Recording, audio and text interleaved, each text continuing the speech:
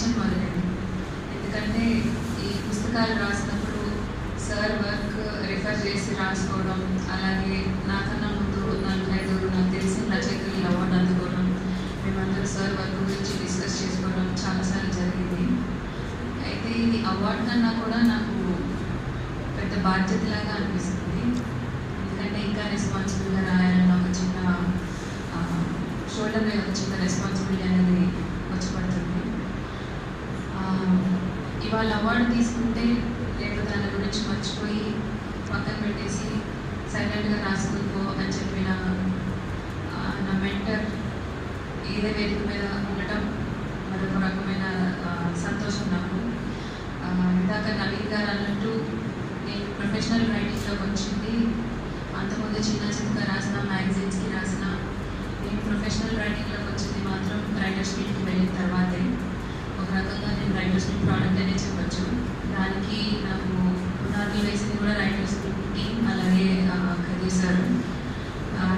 Thank you sir.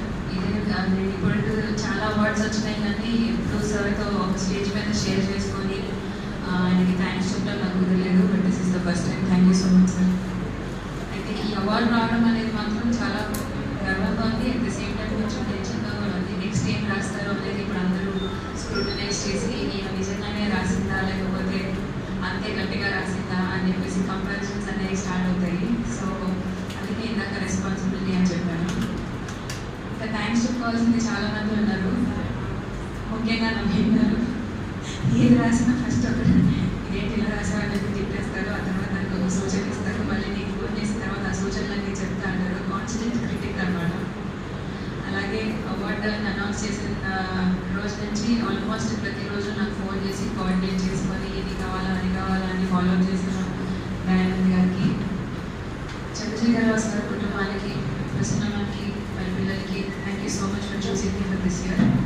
And నా మిత్రుడు and Sreyobhilashi Anil Danny లేకుండా విజయవాడలో సభ జరగదని అందరికీ అర్థమైపోయింది ఇప్పుడు. Thank you so much.